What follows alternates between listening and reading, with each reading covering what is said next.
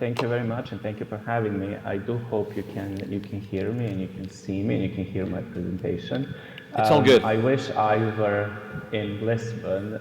I have visited many times, and I love bacalhau and listening to fado, and these are the two experiences. Unfortunately, you can listen to fado in the metaverse, but you cannot truly appreciate the atmosphere of Lisbon, or you cannot really taste bacalhau. Well, for now, we'll see. We'll see in the future.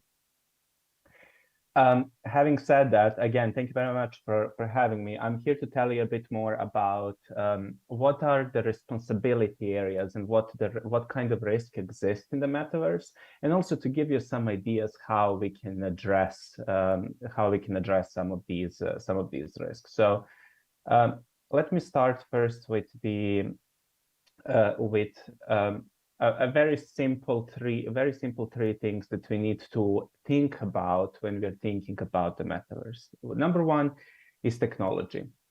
Any person seeking to enter the metaverse will have to will be connected in many ways, and we will see actually in the next slide what exactly that means. But technology as such is going to shape the metaverse experience even more than it is now, our current experience on current version of the internet. And as such, technology not only will have a major part to play in connecting us, but also will have a major part to play in addressing some of the risks that exist. The second one is transcending human behavior. The reason why I'm using the word transcending here is because humans can be evil and mean and can be spreading disinformation in the real world. But we are also seeing this behavior is even enforced in social media. But imagine how it's going to look like in the metaverse as well. And the third point that I would also like us to think about is so-called decentralized consumer-driven internet.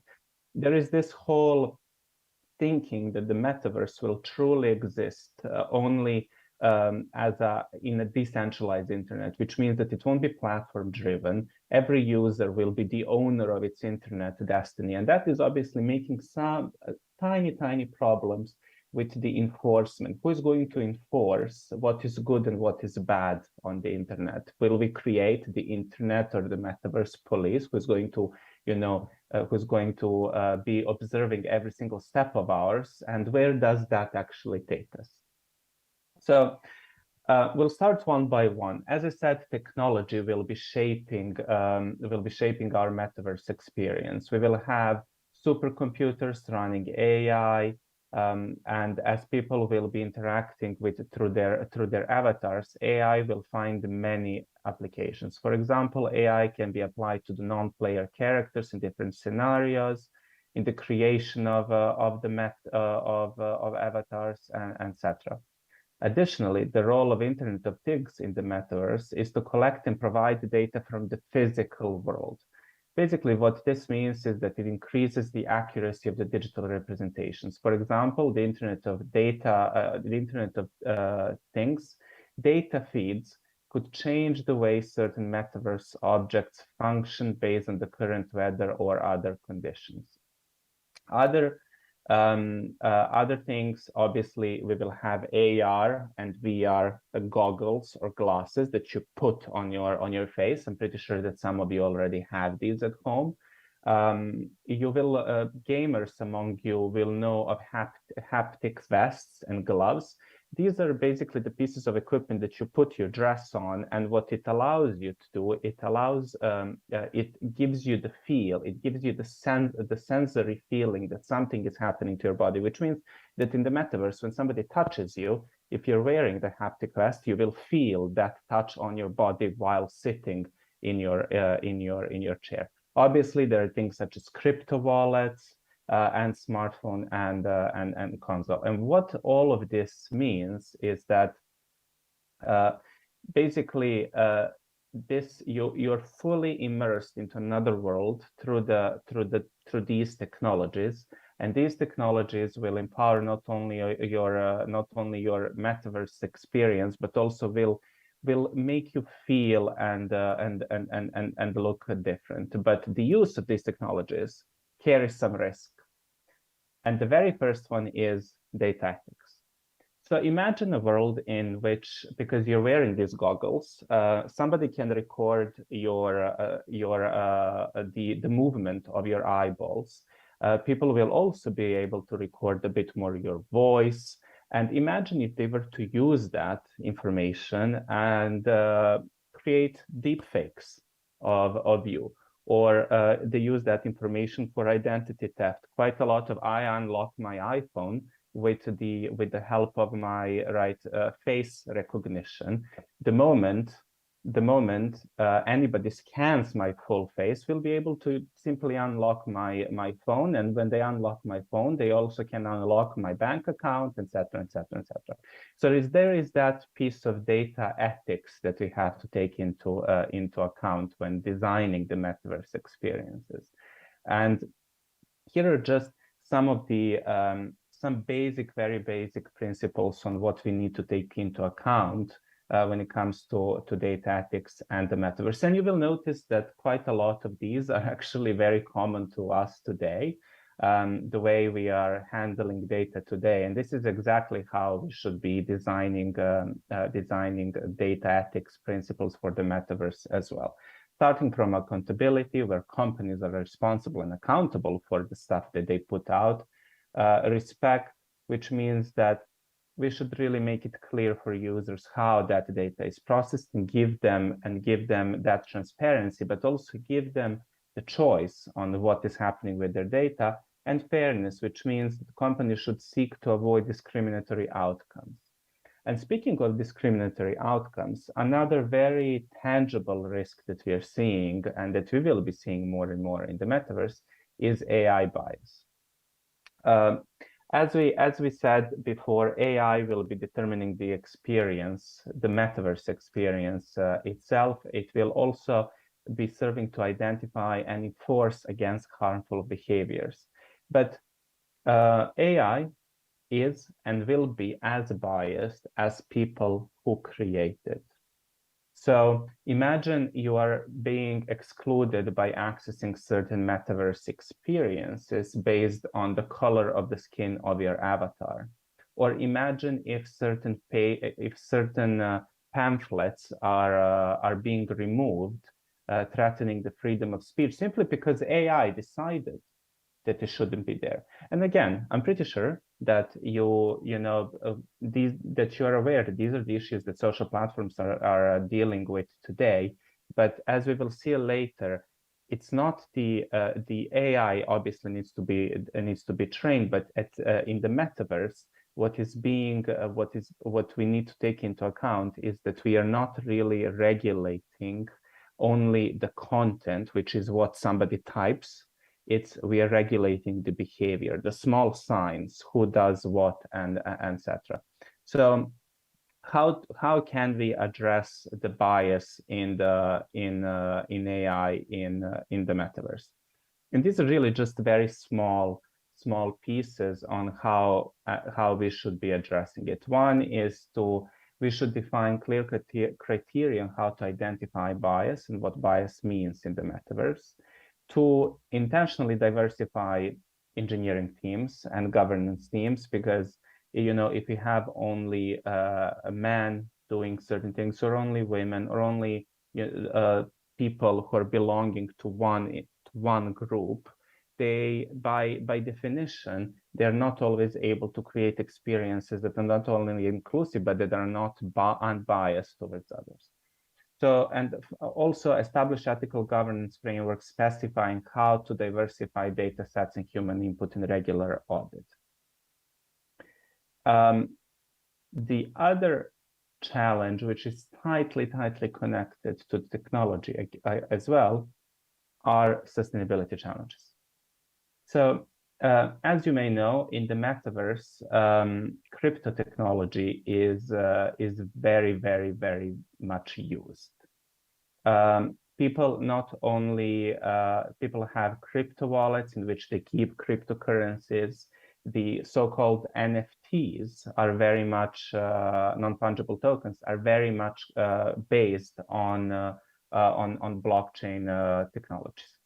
Now, cryptocurrencies and that process require mining, which is really carbon intensive due to the use of validation method called proof of work. So basically how it works, you have a chain, and I'm pretty sure now I'm explaining this to the experts in the room, but as you know, you will have the chain of you will have a chain of data, and every single one will have to be validated. How currently it works is that lots of people are trying to validate the entire every single transaction, which obviously generates quite a lot of electricity and quite a lot of use.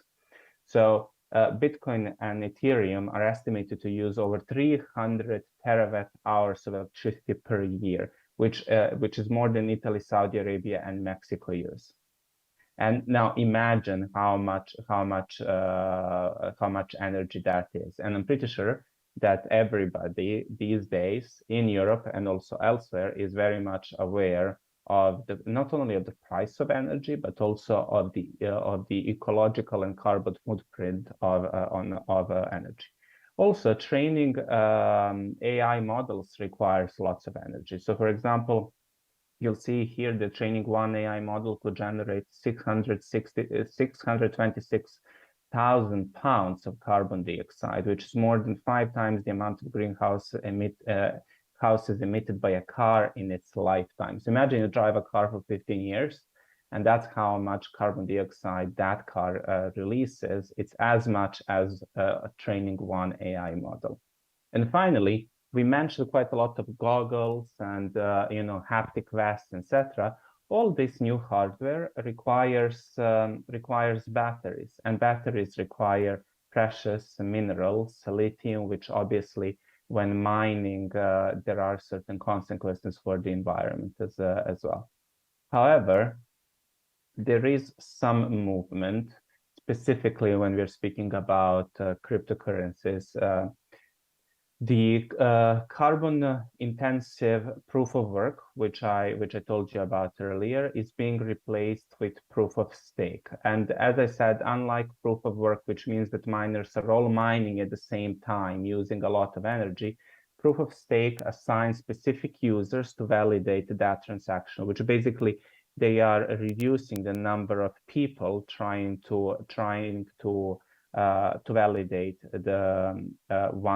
every single transaction, and by reducing the number of people by number of users, less energy is being consumed. And you'll see here that Ethereum is switching to proof of stake consensus as well. That has been a big news, and we are hopeful that this movement is just going to continue, and that crypto is going to become significantly less carbon intensive, because without it, really, we are to question how exactly Metaverse will be good for the planet.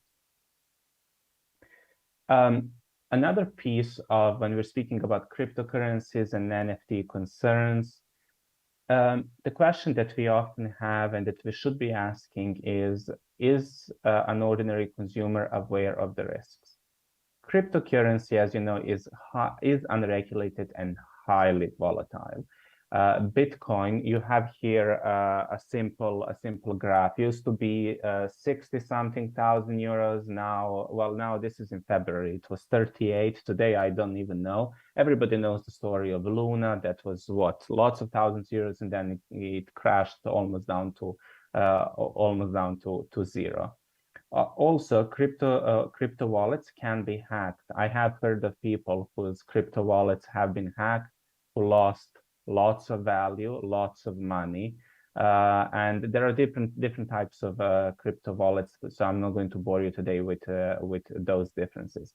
And also, another question that we often ask: are consumers actually aware that when they are buying an NFT, are they buying the actual digital asset? Are they buying the actual JPEG? Or they're buying something else? And we in the tech and advertising industry, we really have a duty to explain these things to people and these nuances. Otherwise, we are really in the risk of misleading them. So speaking specifically about NFTs, as I said, non-fungible token, NFT, is a unique identifier that can cryptographically assign and prove ownership of digital goods, but it is not the good itself. So when a user buys an NFT, they're paying for a token that represents a unique item. In other words, they're paying for an extremely small digital record, which is as likely one only a few bytes inside, which often contains a URL or a serial number. And then there is the smart contract that is assigned to it also, which speaks specifically about who owns the IP and how everything works. And consumers really have to be aware of this risk, again, because otherwise we're putting them in financial danger, which is not something that we would like to do. And obviously, another thing is that value on NFT is extremely volatile as well. Everybody remembers that Jack Dorsey's first tweet was put in an NFT, it was minted, and then it was sold. I don't remember the exact figure, but basically only like a year later, 99% of value of that NFT crashed. And you can say this exists in every single other industry, and that's partly true. It doesn't always exist, but it does. Why here specifically we need to be careful is because we are continuously creating NFTs, and when we create and when we mint and we sell those, etc., we really have to be clear about the risk for consumers themselves. And luckily, there is a body of work that can help us with this. So one is the long-standing industry self-regulation holds the key, and it really does. Advertising industry in Portugal and elsewhere has a very, very strong codes of conduct which say that advertising should not be misleading. We should all claims should be substantiated. So you shouldn't tell someone, "Oh my God, you're going to get super rich if you buy this NFT," or it has to be substantiated. It has to be based on evidence, and etc. And obviously, when it comes to when we speak about NFTs, I repeat, we must show a bit more clarity and transparency about obligations and opportunities regarding intellectual property ownership. So that's about technology.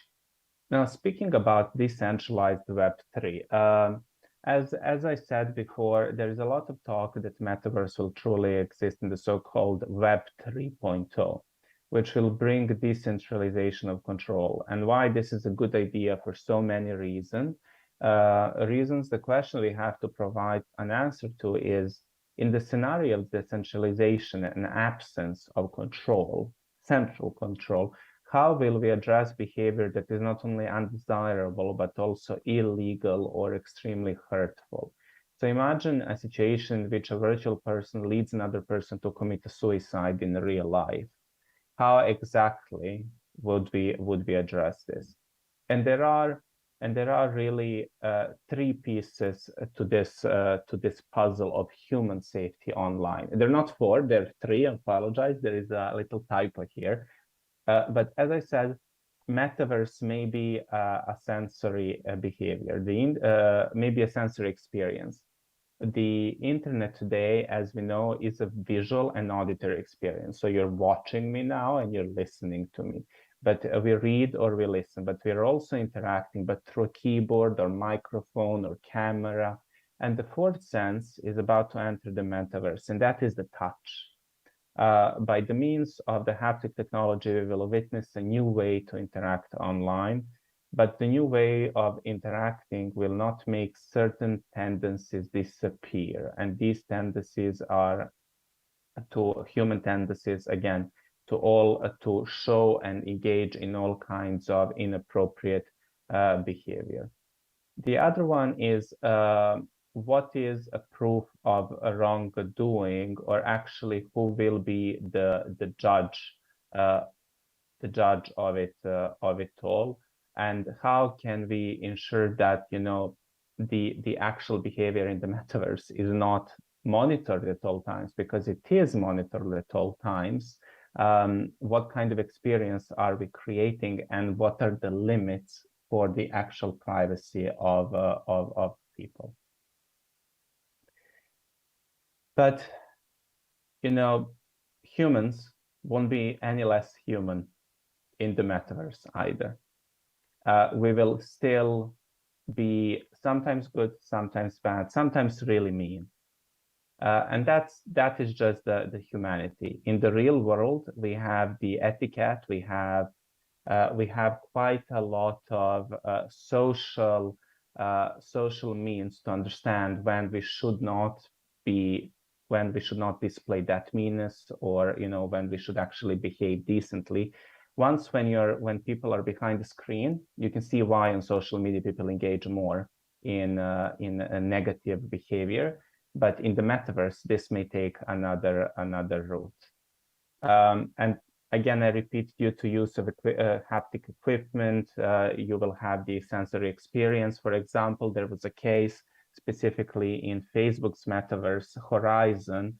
A journalist from the New York Times, she felt that she was harassed because somebody groped her, and obviously because she was wearing this haptic equipment, she felt the assault. After that, Facebook did launch certain, they call it a safe space, which basically means that if you activate safe space, nobody can approach you in the metaverse, to avoid that kind of behavior.